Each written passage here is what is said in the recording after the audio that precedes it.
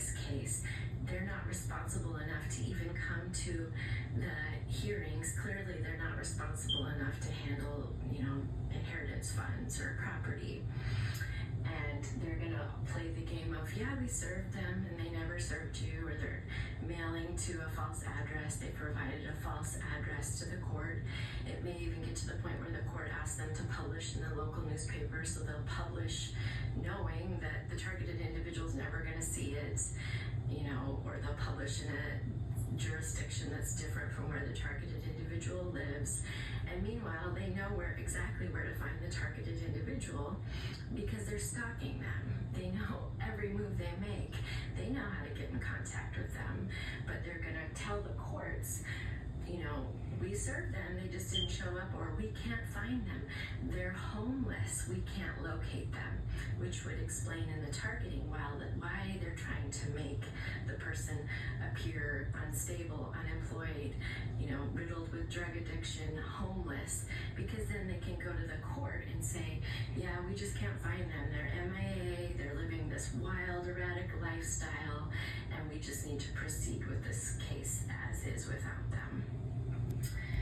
There's going to be the false claims. So they're going to make allegations that, this beneficiary or this trustee is being investigated for crimes. Meanwhile, they're the ones that made the reports and are trying to get them investigated for crimes with false evidence, false reports, obstruction of justice efforts. They're going to make claims of drug addiction.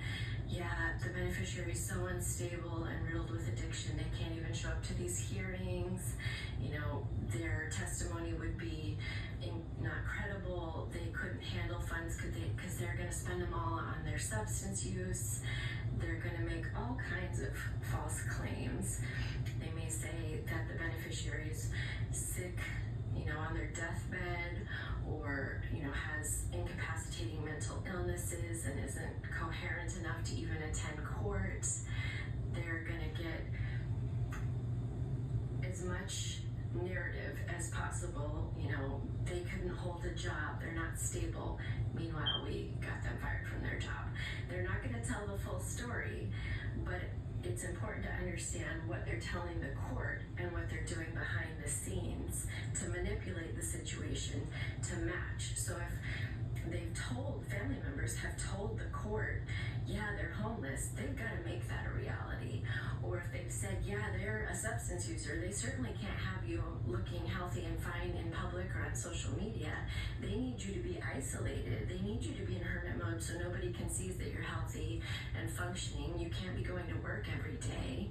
They need to do everything they can to make that narrative match because they're taking a huge risk by lying to the court.